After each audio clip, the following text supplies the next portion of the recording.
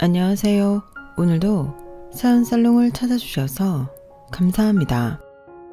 30대 중반, 작년에 결혼을 엎어버리고 올해부터는 남자가 아닌 제 인생에 집중하며 즐거운 나날들을 보내고 있는 싱글 여성입니다. 그리고 저에겐 꽤 오랜 시간 동안 사귄 남자가 있었는데요. 22살에 만난 그놈은 제 20대 중 거의 대부분을 함께 했어요. 물론 중간에 헤어지고 안 보는 때도 있었는데 인연이라는 게 내 마음처럼 쉽게 끊어버릴 수는 없는 건지 결국 또다시 만나게 되더라고요. 그리고 작년 가을 우리는 이러니 저러니 해도 인연인가 보다 하고 결혼 날짜를 잡으면서 결혼 준비에 들어갔는데요. 그 인간이 하다하다 넘지 말아야 할 선을 넘어 도저히 이런 쓰레기랑은 결혼하면 안 될 것 같아서 파혼을 하게 되었어요. 파혼의 이유에도 여러 가지 이유가 있잖아요. 근데 저의 경우는 그 이유라는 게 너무 창피하고 저희 가족들 앞에서도 얼굴을 들 수 없었던 그런 이유였어요. 그래서 한동안은 파혼을 하고도 마음고생을 많이 했는데 지금은 그때 일로 그놈이랑 부부의 연까지는 가지 않아 천만다행이라고 생각합니다. 그리고 이제 마음의 여유도 제법 생겨 이렇게 많은 사람들이 보고 듣는 유튜브에 사연까지 보내게 되었는데요. 아주 작은 바람이지만 저는 제 사연을 통해 이런 인간들을 공론화해서 다시는 결혼 생각을 못하게 만들어주고 싶어요. 물론 그런 놈이랑 10년 넘게 만난 제 얼굴에 침 뱉는 일이지만 그래도 그 일로 하여금 지금의 자유롭고 행복한 삶을 살게 되었으니 그놈을 만나 그거 하나는 건졌다고 생각합니다. 파혼을 하고 가치관이 조금 바뀌었거든요. 그럼 제가 어떤 사연으로 그놈이랑 파혼하고 지금은 어떤 변화 속에 살고 있는지 여러분들에게 제 이야기를 들려드릴게요. 부디 화가 많이 나시더라도 제대로 응징하고 그놈이랑 끝을 냈으니 끝까지 제 사연 들어주세요. 우선 저랑 그놈은 대학 때 만났어요.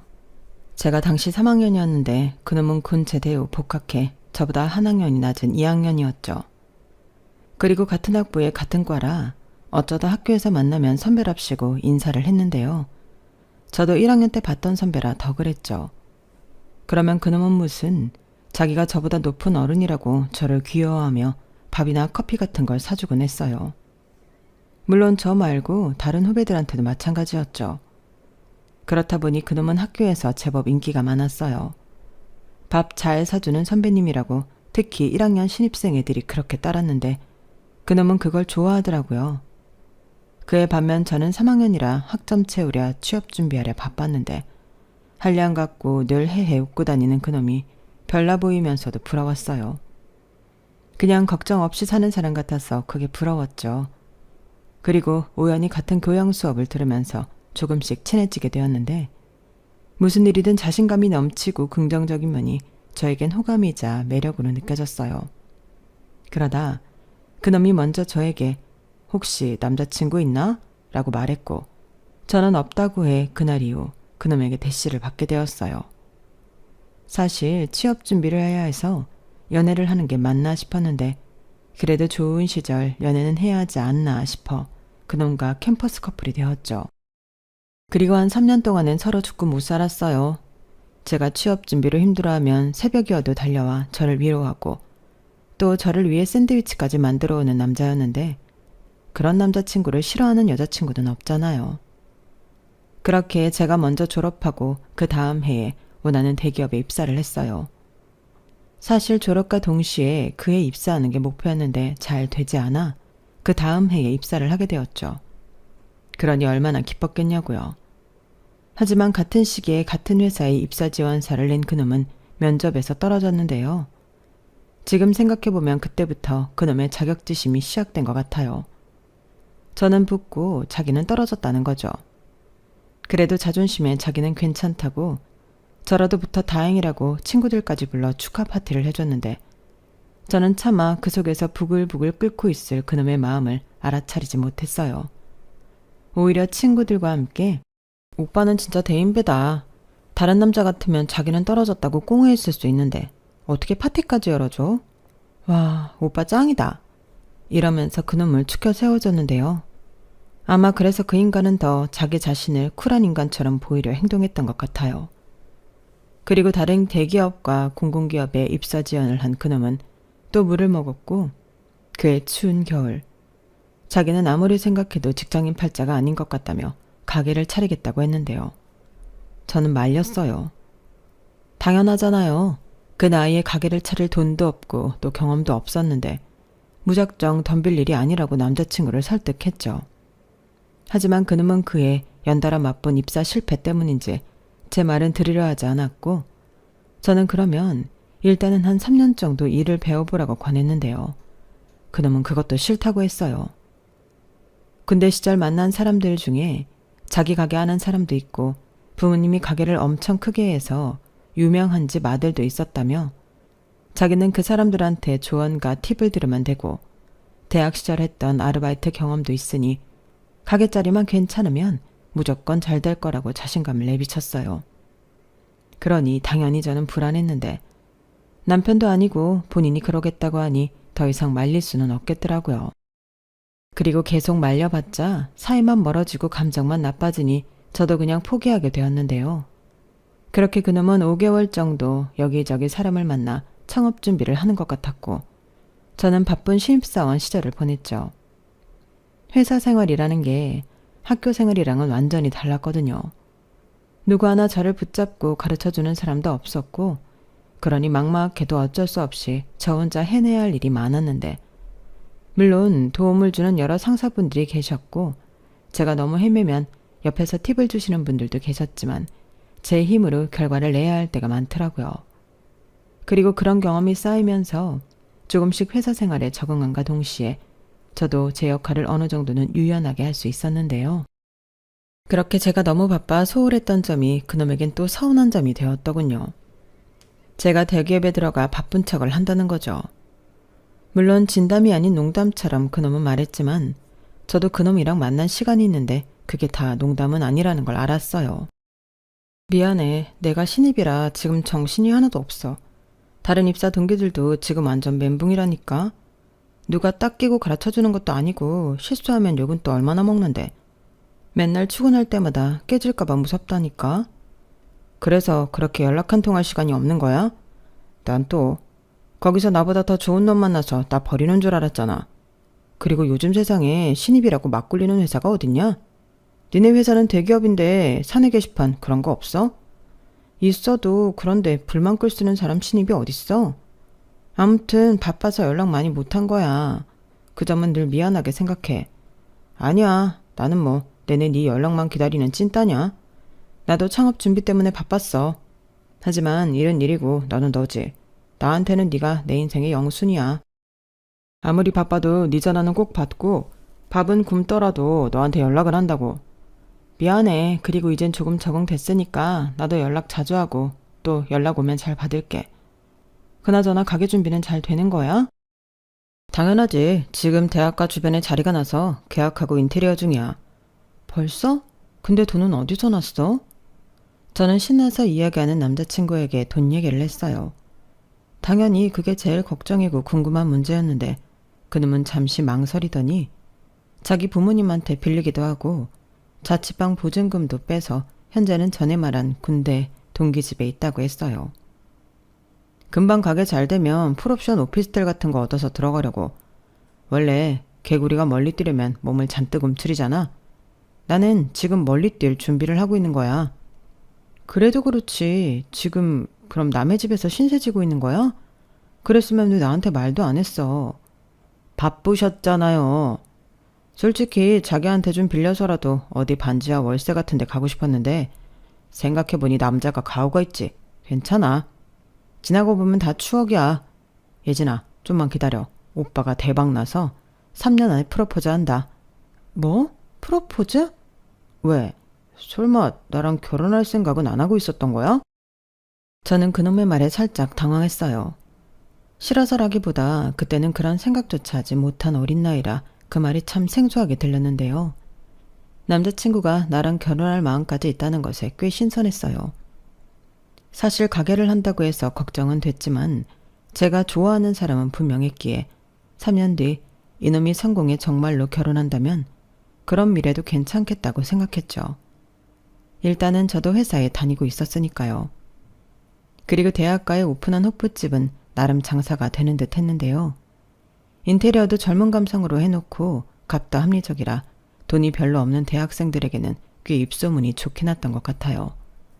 게다가 그놈이 입담도 좋고 유머 감각이 좋아 단골 손님도 많이 생겼는데 한 1년 정도 장사가 곧잘 되니 가게 한다고 했을 때 하지 말라고 했던 게 민망할 정도였어요. 그리고 가게 오픈한 지 2년 차가 되었을 때는 자기는 돈도 제법 벌었고 빨리 결혼하고 싶다며 저에게 서프라이즈하라고 프로포즈를 했는데 그땐 제 나이가 26이라 너무 이른 것 같아 3, 4년만 더 있다가 하자고 그놈의 프로포즈를 거절했어요. 뭐? 지금 내 프로포즈 거절하는 거야? 왜? 나는 하루라도 빨리 결혼하고 싶은데 예진이 너는 아니었어? 그런 게 아니고 내가 오빠랑 결혼하기 싫다기보다 아직은 우리 둘 다 너무 어리고 할 일이 많은 것 같아서 그래.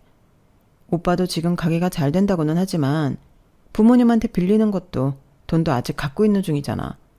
그리고 솔직히 오빠 가게가 지금은 잘 되지만 아직은 자리 잡았다고 볼 수도 없고 너무 섣부른 것 같아서 나는 나도 오빠도 어느 정도 자리를 잡고 결혼 얘기는 그때 했으면 좋겠어. 그놈은 제가 그렇게 말하자 조금은 서운한 듯 표정 관리를 못했어요. 자기는 자기 나이가 28이니 결혼을 해도 된다고 생각하는 눈치였고 당장 모은 돈은 별로 없어도 가게가 잘 되어가니 앞으로를 생각해 결혼할 수 있다고 생각한 모양인데 자기 딴에는 제가 프로포즈를 거론할 줄은 몰랐던 거죠. 그리고 제가 싫다는데 매달리는 것도 자기 자존심에 허락이 되지 않아 알겠다고 또다시 쿨한 척 결혼 얘기는 쏙 들어갔는데요. 대신 그놈은 다른 것에 집착하기 시작했어요. 돈을 제법 벌기 시작하니 역시나 씀씀이가 커지는 것이 문제였죠. 영앤 리치? 그게 그놈이 남들한테 보여주고 싶은 자기 모습이었어요. 그러니 남들 보기에 좋은 것들로만 자기를 치장하기 시작하는데 풀옵션 오피스텔은 물론이고 차까지 뽑으며 겉멋에 취해 살았는데요. 저한테도 값비싼 선물을 자주 했어요. 그러면 또 제 주변에서 그걸 보고 부러워하는 모습에 지가 신나서 또 돈 자랑을 하듯 정신을 못 차리더라고요. 저는 그런 모습이 어째 불안하기만 했어요. 사람이 그냥 늘 붕붕 떠있는 사람처럼 보였는데 그게 거꾸로 위태로워 보이더라고요. 그래서 벌 때 돈을 조금이라도 더 모아놓고 힘들 때를 대비해야 하지 않겠냐고 걱정 어린 잔소리를 많이 하게 되었는데 그러면 그놈은 허허 웃으며 허이고 우리 자기가 오빠 걱정하는 거예요. 걱정하지 마. 앞으로 나는 계속 쭉쭉 성공하게 되어 있어. 월급쟁이랑은 급이 다르거든. 돈이 돈을 번다는 말 있지? 이딴 헛소리만 뻑뻑 했는데 저만 혼자 답답해 죽을 지경이었죠. 하지만 저희 그런 걱정은 끝내 현실이 되었어요. 그러자 발등에 불 떨어진 사람처럼 그놈의 처지와 씀씀이는 예전과 180도 달라졌는데요. 그게 그놈이 가게를 오픈한 지 3년 차에 접어들 때였죠. 사실 조짐은 그전부터 있었을 거예요. 매출이 조금씩 떨어지다 또 갑자기 뚝 떨어지는데 그때부터 그 가게 수명은 끝난 거나 다름없었죠. 한번 손님들에게 떨어진 평판은 어지간해서는 올릴 수 없어 보였거든요. 그러니 그놈의 가게는 회생이 불가능했고 그 정도 되면 가게를 접을 만도 한데 그놈은 한번 돈을 맛봤기 때문에 포기할 생각이 없었어요. 그리고 되려 가게 평판이 떨어진 것도 자기 잘못이 아니라고 인정하지 못했는데요. 급기야 매달 나가야 하는 월세와 각종 세금 때문에 그놈은 배달 어플, 라이더와 대리운전까지 하며 가게를 접지 못하고 버티더군요. 하지만 그것도 몇 달일 뿐 지속 가능하진 않았는데 보아하니 여기저기서 아는 사람들한테 돈을 빌려 가게와 생활을 이어가고 있는 것 같더라고요. 그러니 당연히 데이트는 고사하고 저에게도 돈을 빌려달라고 손을 내밀었는데 저는 고민 끝에 처음 딱 한 번만 빌려줬어요. 분명 못 받을 것 같았는데 그래도 한 번은 빌려줘야 할 것 같아서 그렇게 했죠. 하지만 역시나 그놈은 빚만 쌓아갈 뿐 뭐 하나 나아진 것이 없었는데요. 살던 오피스텔도 빼앗았고 차는 할부금을 못 내 넘어가는 등 아주 난리도 아니었어요. 심지어 부모님한테도 손절당하다시피 했는데 부모님이 그러셨답니다. 빌려간 돈 다 갚지 않으면 자식도 아니라고요. 그러니 점점 도움을 청할 곳은 사라지고 생활은 궁핍해져만 갔는데 제가 이기적인 사람인지 저 역시도 그놈이랑 그때 끝을 내야 하나 고민했어요. 이성적으로 생각했을 때 그놈이랑 엮여서 좋을 게 없다고 생각했거든요. 그래서 차츰차츰 거리를 두고 나중엔 빌려준 돈 안 갚아도 되니 헤어지자고 했는데요. 그놈도 자기 처지를 알고 제가 이별 통보를 할 거라고 예상했다는 듯 알겠다고 하더군요. 그때 당시 그놈이 해결해야 할 빚이 제 돈 빼고 1억 가까이 되는 걸로 알고 있었거든요. 저는 그렇게 그놈과 제 인연이 끝난 줄 알았어요.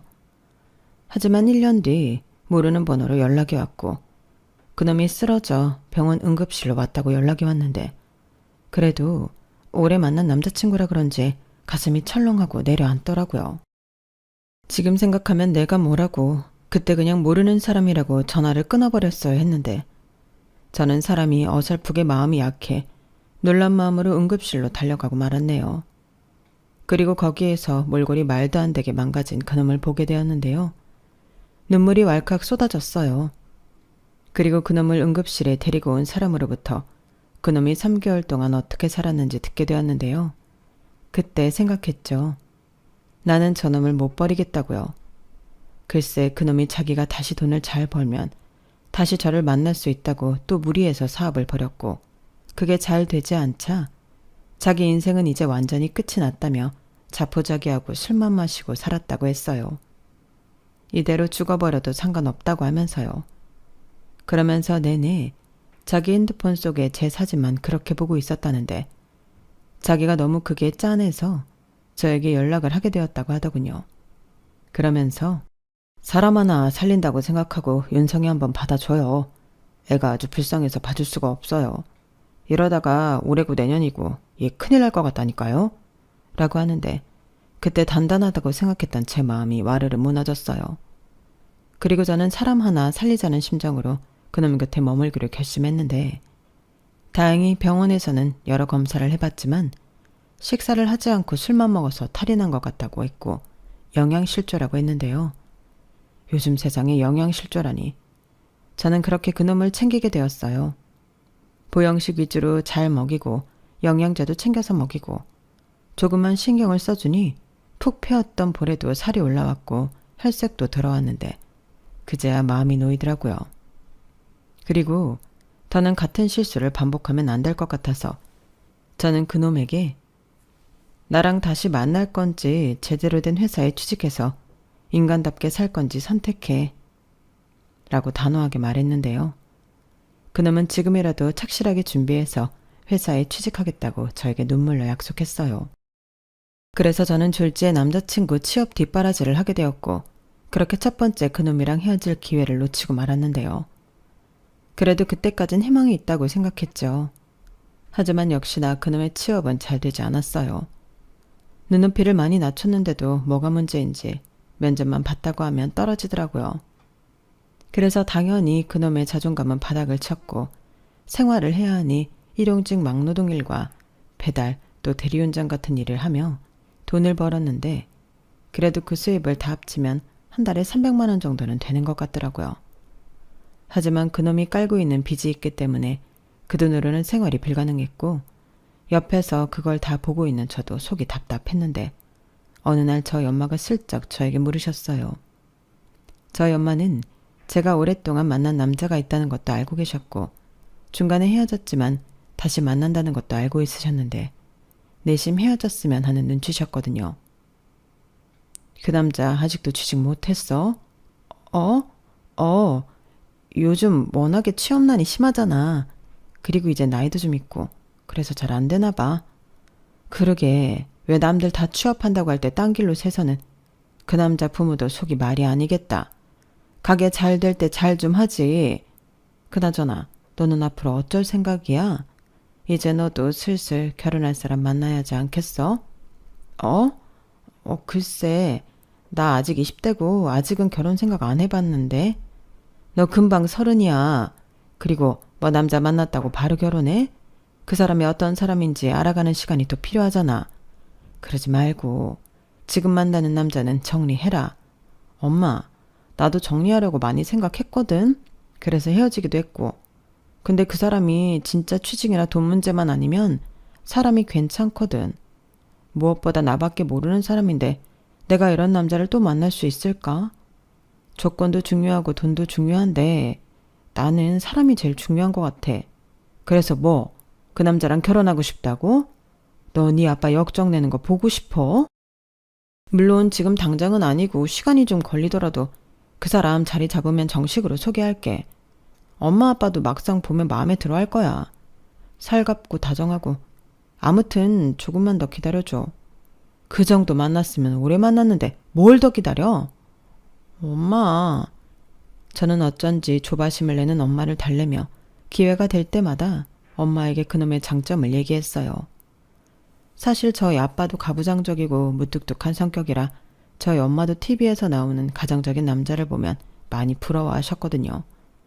그래서 딸인 저만큼은 최수종이나 진우션의 션 같은 일편단심, 자기 마누라밖에 모르는 남자를, 그런 남자를 만나야 한다고 귀에 못이 박히도록 얘기했는데 제가 그놈이 빚이 있고 운이 없을 뿐이지만 엄마가 바라는 그런 남자상이라고 세뇌시키듯 말을 했는데 그게 나중엔 효과가 있었어요. 그리고 엄마가 아빠에게 이야기를 했는지 어느 날 저희 아빠가 그놈을 집에 데려오라고 하셨는데요. 아, 저희 집엔 자식이 저 하나였어요. 엄마가 저를 낳고 자궁암에 걸리셔서 자궁을 제거하는 수술을 받으셨는데 그래서 아빠는 내심 사위를 잘 얻어 당신 사업을 같이 하고 싶은 나름의 꿈이 있으셨죠. 그렇기 때문에 아빠는 엄마한테 그놈 이야기를 듣고 자기가 데리고 일을 가르쳐서 앞으로 먹고 살 길을 열어주고 싶다고 하셨는데요. 저는 그 말에 눈이 번뜩했어요. 저희 아빠가 하는 일이 좀 고되고 힘들긴 한데 수입만큼은 확실한 일이었거든요. 저희 아빠는 건축 중에 설비 일을 전문적으로 하는 작은 회사를 운영하고 계셨어요. 워낙에 저희 아빠가 꼼꼼한 사람이라 한 번 이용한 사람들은 평생 이용하시는데 그래서 규모는 작지만 내실이 튼튼한 회사였죠. 그래서 저는 아빠의 제안이 참 반가웠어요. 물론 아빠 밑에서 고생은 좀 하겠지만 이건 분명 기회라고 생각했죠. 근데 이놈이 그걸 싫다고 거절했어요. 자기는 멋지게 인사를 가고 싶은데 이건 아무리 생각해도 아니라는 거예요. 아니, 이런 기회가 또 있을 거라고 생각해? 지금 찬밥 더운 밥을 가릴 때가 아니잖아. 알아. 근데 자기야, 생각해봐. 장인어른 회사야. 근데 내가 지금 이렇게 아무것도 없고 빚만 많은 상태에서 아버님 회사에 들어가면 나는 평생 지금처럼 살아야 돼. 나도 생판 모르는 남이 이런 제안을 주셨으면 고맙습니다. 당장 하겠습니다 하지. 근데 평생 봐야 할 가족인데 첫 만남이 중요하지 않겠어? 그래서 뭐 어떻게 하겠다고. 내가 말은 안 했는데 우리 엄마는 나 빨리 결혼시키고 싶어 해. 오빠가 자꾸 이러면 나 당장 선봐야 할지도 몰라. 에이, 그렇게 얘기하지 말고. 내가 아무리 생각해봤는데 배운 게 도둑질이라고. 나는 사업이 해야 할 것 같아. 그래야 갖고 있는 빚도 한 방에 털고 나중에 장인어른이랑 동업을 하더라도 가오가 살지. 그놈의 가오. 저는 그놈의 말을 듣고 많이 실망했어요.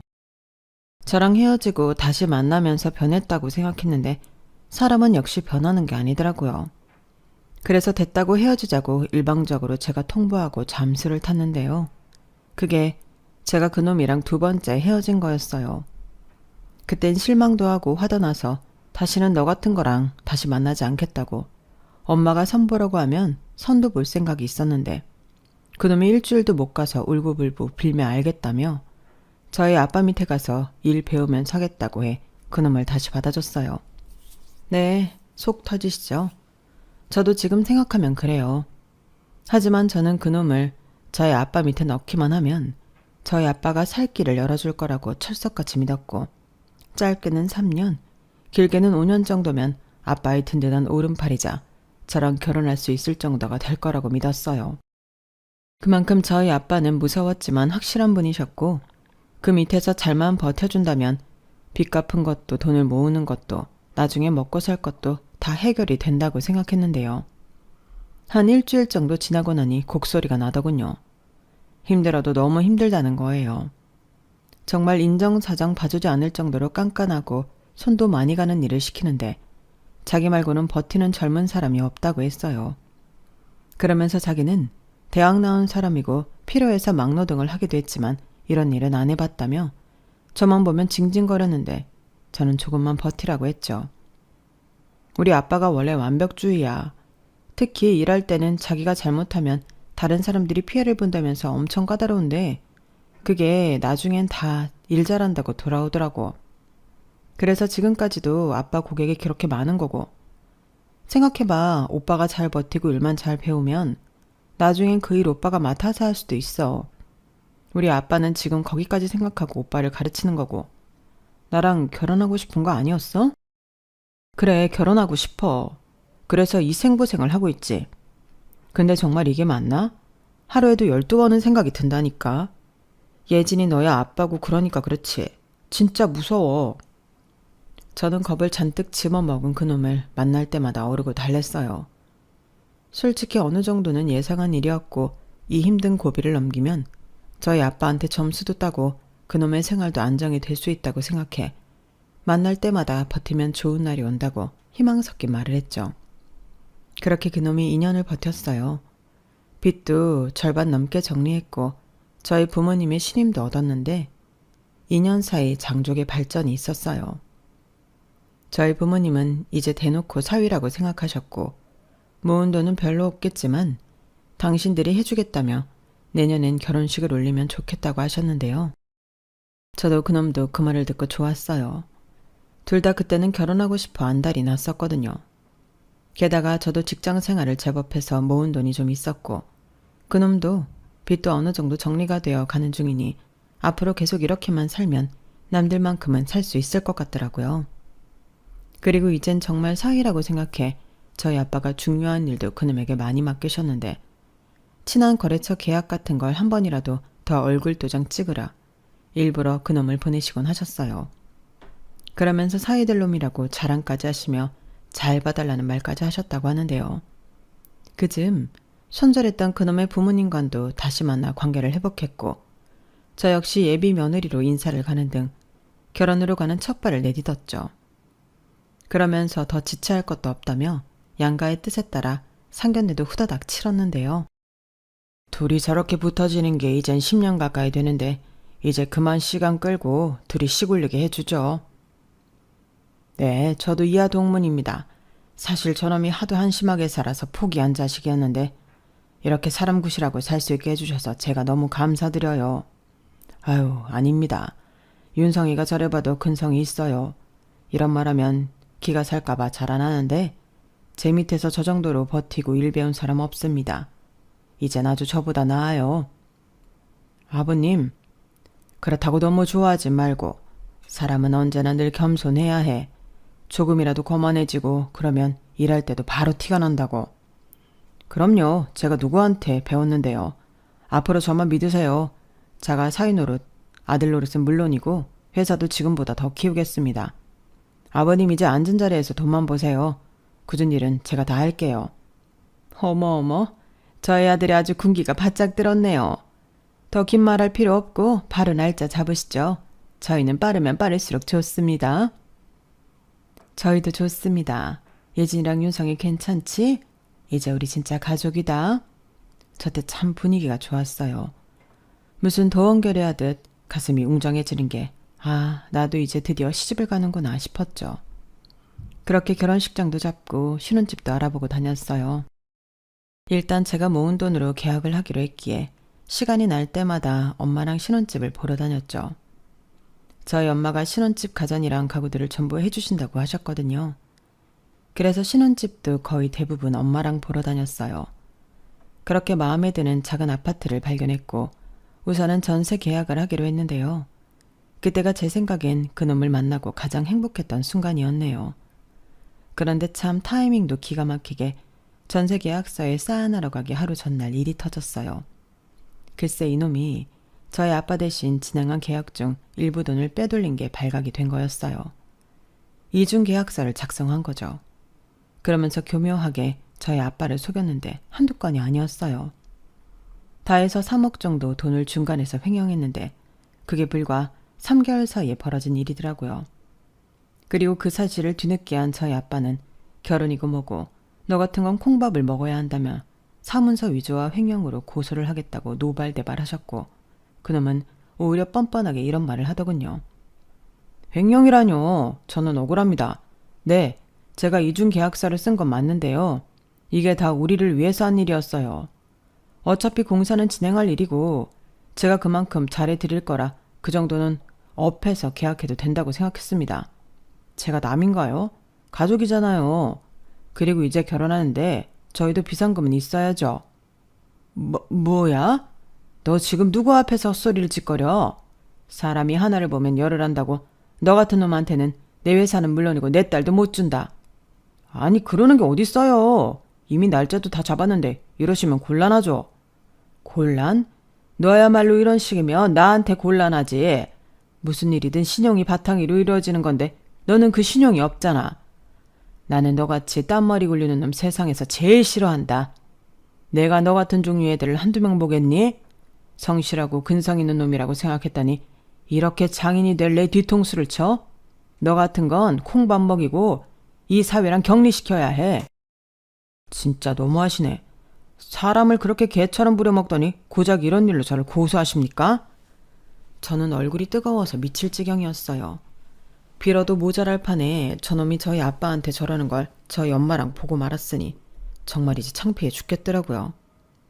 그래서 달려나가 그놈의 정강이를 있는 힘껏 차버렸는데요. 그 순간 저도 제정신은 아니었어요. 야, 진짜 너는 구제불능이구나. 어떻게 예비장인 뒤에서 장난을 쳐? 그리고 걸렸으면 싹싹 빌어야지. 그 태도 뭐야? 우리 아빠가 너 하나 사람 만들어서 나랑 결혼시키려 했는데 네가 다 망쳤어. 아이씨, 아프잖아. 그리고 내가 뭘 망쳐? 나는 너랑 잘 살려고 그런 거야. 내가 중간에서 한 노력은 아무것도 없는 거야? 왜 말을 그렇게 해? 나는 뭐 니네 가족 앞에서 가우 떨어지게 굽실거리는 종놈으로 살아야 하는 거야? 너야말로 정신 차려. 앞으로 미래에 누구랑 오래 있을 것 같아? 그게 너는 아니지. 설마 이런 식으로 해놓고 내가 너랑 결혼할 거라고 믿는 거야? 파혼이야. 너 같은 쓰레기랑은 절대 결혼 안 해. 그놈은 제가 결혼을 엎어버리자 이성을 잃고 괴성을 질렀어요. 그리고도 자기 분을 참지 못하는지 제 앞에서 손을 번쩍 들어 올렸는데요. 그 모습에 저희 아빠가 그놈의 뒤통수를 후려 갈겨버리셨죠. 그랬더니 그놈은 폭행죄로 저희 아빠를 맞고서 하겠다고 하는데요. 저희 아빠는 마음대로 하라고 하셨어요. 당신은 조용하게 일을 끝낼 생각이 전혀 없다면서 그놈을 무슨 일이 있더라도 감옥에 집어넣겠다고 일을 가셨어요. 그 사이 저희 엄마는 충격에 쓰러지셨고 이게 다 제가 사람을 잘못 만나 생겨난 일인 것 같아 저는 가족들 사이에 죄인이 되었는데 정말 이제 고개도 들고 다닐 수 없었어요. 아빠는 아빠대로 회사 이미지가 망가져 마음고생 몸고생 하시고 엄마는 늘 한숨만 쉬시며 밥도 잘 못 드셨는데 그걸 옆에서 다 보고 있으려니 너무 괴로웠죠. 그래서 당연히 그놈이 밉고 원망스러웠어요. 결혼하자고 하더니 처가 식구들 상대로 저런 더러운 짓을 하는 놈이 어디냐고요. 그리고 너무나도 뻔뻔하게 저희 아빠 앞에서 대드는 모습은 지금 생각해도 충격적이었는데 저런 마인드로 살았으니 제대로 된 직장을 구하지 못했구나. 절로 납득이 되더군요. 그리고 저희 아빠는 바로 법적 절차 밟아서 그놈 통장도 묶어버리고 그놈이 그달에 받아야 할 월급도 차압하셨어요. 그러자 이번엔 그놈이 노동법에 신고할 거라며 입에 거품을 무는데 자기가 힘들게 일한 돈은 줘야 하지 않냐며 법적으로 대응하겠다고 큰 소리를 쳤답니다. 그래서 너 하고 싶은 대로 하라고 저희 아빠가 눈 하나 깜짝하지 않았는데 저희 아빠가 아무런 근거 없이 그런 일을 할 수 있는 게 아니잖아요. 그리고 지도 억울하다고 여기저기 알아보기는 한 모양인데 자기한테 승산이 없고 오히려 횡령은 중범죄로 실형을 살 수 있다는 말에 그놈이 꼬랑지를 팍 내렸는데요. 중간에서 슬쩍 한 3억 중 8천만 원을 다시 회사 계좌에 넣겠다며 저희 아빠에게 사정을 했어요. 자기 통장이 지금 막혀서 아무것도 할 수 없다며 있는 거 다 돌려드리겠다고 했는데 3억이 왜 8천이 됐냔 말이죠. 그리고 슬슬 나오는 말들이 가관이었는데 그 사이 진빚이 더 있다는 거예요. 그것도 사금융이라 이자가 어마어마했는데 그거 안 갚으면 결혼식이고 뭐고 지도새도 모르게 장기를 꺼내 팔겠다는 협박을 받았다면서 빚 갚는 데 썼다고 했는데요. 정말 죄송합니다. 무서워서 그랬어요. 그리고 다른 사람도 아니고 가족들 사이니까 제가 앞으로 두고두고 잘하면 된다고 생각했는데 이렇게 빨리 들키게 될 줄은 몰랐습니다. 제가 죽일 놈이에요, 아버님. 근데요, 저 이번 한 번만 봐주시면 절대 실망시켜드리지 않겠습니다. 저 이제 일도 제법 잘하잖아요. 아버님, 저 기회 딱 한 번만 주세요. 저 예진이 없으면 죽습니다. 저 예진이 제 목숨보다 사랑해요. 사랑 같은 소리 안 해. 나는 내 딸 너같이 대책 없고 무책임한 놈한테는 절대 못 줘. 사금융? 나이도 젊은 게 벌써 그런 데까지 손을 댔다는 거야? 그럼 그동안 받은 월급은 죄다 어디에 쓰고? 그것도 사실은 다 빚 갚고 그랬어요. 그래, 너는 평생 그렇게 빚지고 빚 갚고 그렇게 살아라. 너는 지금 보니 딱 그렇게 살다 죽을 놈이네. 됐고, 나는 전부 법으로 할 테니 앞으로 내 앞에, 내 딸 앞에 나타나지 마. 당장 꺼져. 저희 아빠는 그렇게 그놈을 내쫓듯이 내쫓아 버렸다고 하셨어요. 그리고 그놈이 저한테 얼씬거리면 지체하지 말고 경찰에 신고하라고 했는데요. 그러면서 저희 아빠가 먼저 저한테 그러시더라고요. 예진아, 지금 일어난 모든 일 중에 네 책임은 단 1%도 없다. 넌 그냥 그놈을 믿었고 좋아했던 것뿐이야. 사람이 사람을 좋아하는 건 어쩔 수 없는 불가항력이지. 그래서 나는 너를 탓할 생각이 전혀 없다. 이건 네 엄마도 마찬가지야. 우리도 그놈이 썩 괜찮은 놈이라고 생각했거든. 그러니 그냥 결혼 전에 이런 일들을 알게 되어 다행이라고 생각하자. 그래도 아빠 미안해. 미안하긴. 아빠도 사람 보는 눈이 있다고 생각했는데 이제 늙었나 봐.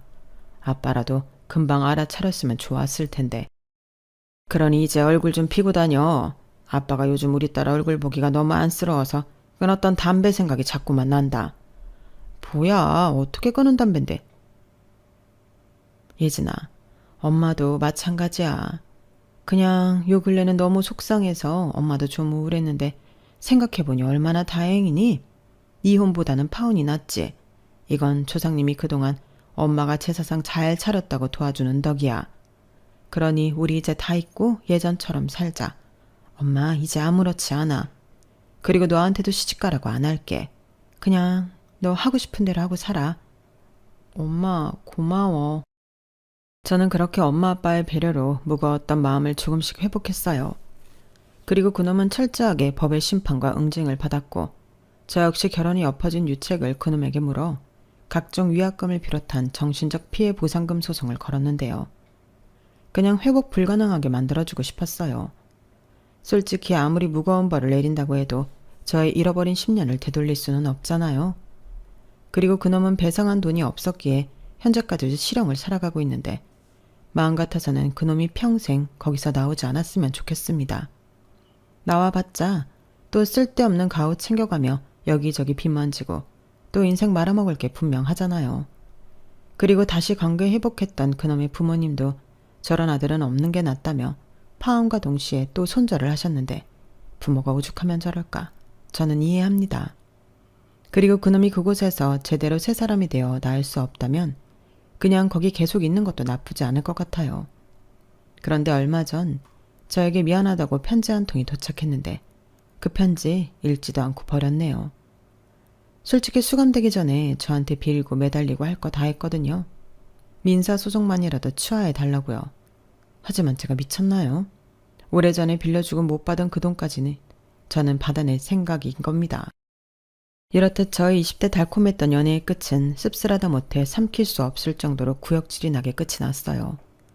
적어도 은혜를 원수로는 갚지 말았어야 했는데 그놈은 정말 할 수 있는 건 다 하고 간 놈이었어요. 그래서 이젠 그놈에게 하는 그 어떤 소송도 거리낄 게 없어요. 그 돈을 받아내든 못 받아내든 저는 평생 그놈을 괴롭혀줄 생각이거든요. 물론 제가 직접 하는 게 아니라 변호사를 통해서 말이죠. 그리고 오래 연애했던 한 사람으로 그 인간에게 이렇게 살면 인생 망한다는 걸 뼛속 깊이 새겨주고 싶은데요. 부디 다른 사람들한테는 피해주지 않고 자기 혼자 망가져 살았으면 하는 바람입니다. 저는 현재 여전히 같은 회사에서 열심히 일하며 살고 있어요. 그리고 저희 아빠 역시 원래도 그렇듯 자기 방식대로 지금까지 멋지게 뚝심 있게 회사를 운영해 나가고 계신데요. 저는 그때 일로 이상형이 바뀌었어요. 다정한 거 말고 그냥 저희 아빠처럼 고지식해도 정직하고 뚝심 있는 그런 남자를 만나야겠다고 생각이 들었거든요.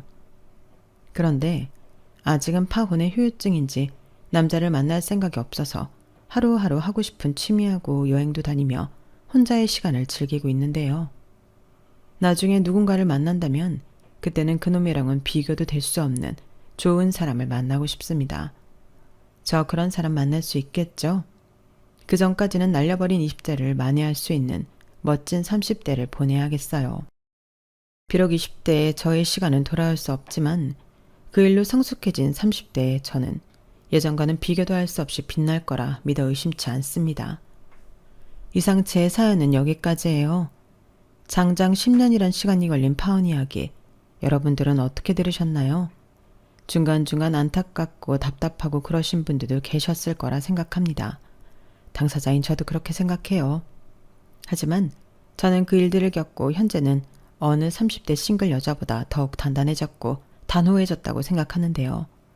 앞으로 무수히 많은 시간에는 20대에 미숙했던 저를 떠올리며 더 멋지게 살아갈 것을 여러분들 앞에서 맹세합니다. 그럼 지금까지 제 사연 끝까지 들어주신 모든 분들께 감사한 마음을 전하며 저는 이만 글을 줄일게요. 항상 건강 조심, 사랑 조심 하시고요. 모두 행복하시고 오늘 하루도 편안한 하루 되시길 진심으로 바라겠습니다. 감사합니다. 여러분, 사연 댓글에 응원과 현명한 조언 부탁드려요. 좋아요와 구독은 저에게 큰 힘이 됩니다. 오늘도 좋은 일 가득하세요.